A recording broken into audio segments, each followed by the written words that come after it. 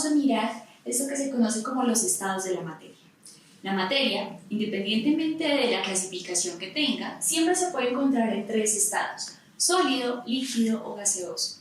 ¿De qué depende cada uno de ellos? Depende de cómo estén organizadas esas partículas. Entonces, en el estado sólido las partículas están extremadamente juntas, lo que permite que tenga muchísimas propiedades. La primera, tienen forma definida.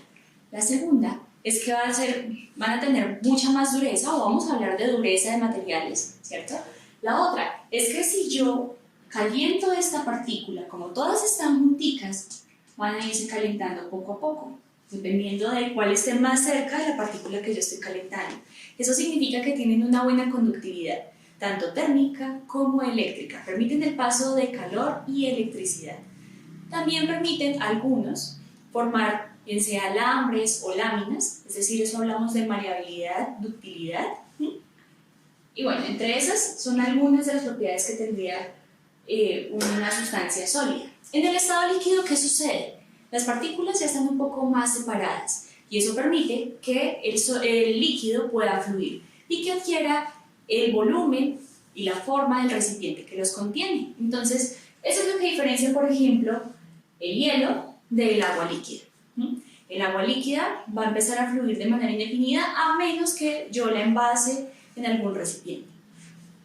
Este de aquí ya no tiene tan buena conductividad como el sólido, pero igualmente sí permite el paso de calor y electricidad, no de la misma manera que estos de acá. ¿Qué pasa con el estado gaseoso? Las partículas están extremadamente dispersas, están muy separadas entre sí, lo que indica que aquí pues ya no va a haber una buena comunicación entre cada una de las partículas y por lo tanto no hay buena conductividad ni térmica ni eléctrica. Pero ¿qué pasa además? Son muy fáciles de mezclarse entre sí los gases. ¿Por qué? Porque tengo un gran espacio entre ellos. Entonces, si yo tengo, por ejemplo, aquí oxígeno y tengo por otro lado dióxido de carbono, ellos dos se van a mezclar fácilmente porque tengo muchos espacios vacíos donde puede ingresar el otro gas. ¿Qué sucede con este? No tiene forma definida a menos que esté comprimido o metido dentro de un recipiente. Ahí tendría el volumen precisamente del recipiente que los contiene. ¿Qué más pasa con esto? Entonces, si yo les ejerzo presión o si les pongo una fuerza externa, ¿qué va a pasar? Esas partículas las estoy obligando a que se junten y pues van a tener un menor volumen. A mayor presión que le ejerza ese gas, el volumen va a disminuir.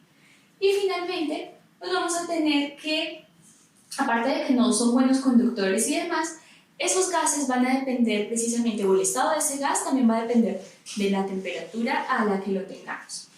Ahora, todos los materiales, independientemente del que tengamos, pueden estar en cualquiera de esos tres estados. Todo depende de las condiciones de presión y de temperatura a los que sean sometidos.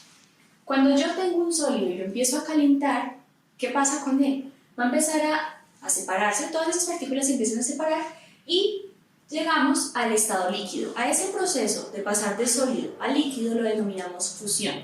¿Cómo lo recordamos?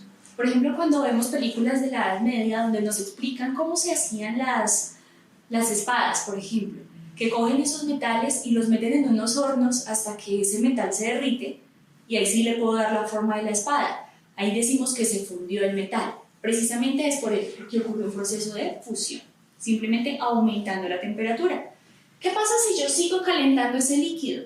Va a empezar a ebullir o a evaporarse. Entonces, ese líquido empieza a convertirse en vapor o en un gas. Simplemente a eso le denominamos el proceso de ebullición. Por ejemplo, cuando tenemos agua en la cocina, la ponemos a calentar y después de un rato empezamos a ver vapor y burbujitas. Ese es el proceso de ebullición. El agua que está en estado líquido empieza a convertirse en estado gaseoso. Pero existen algunas sustancias que a determinadas condiciones de presión y de temperatura, si yo las caliento, van a pasar del estado sólido al estado gaseoso sin haber pasado por el estado líquido. A ese proceso se le denomina sublimación. Entonces, por ejemplo, si yo tengo dióxido de carbono, el CO2, en estado sólido, estamos hablando de una temperatura por ahí de menos 75 grados centígrados, sirve como refrigerante. Si yo lo destapo a temperatura ambiente, ¿qué va a pasar? La temperatura inmediatamente aumenta. Pero, ¿qué sucede? Ese dióxido de carbono no va a pasar inmediatamente por estado líquido a las condiciones ambientales.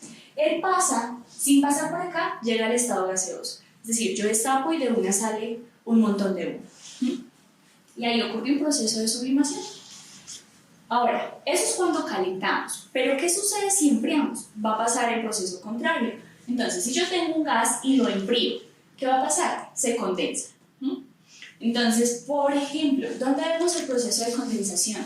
Cuando yo tengo una botella una botella de gaseosa en la nevera, está muy fría, digamos que esté por ahí a 4 grados centígrados, y la saco a una mesa.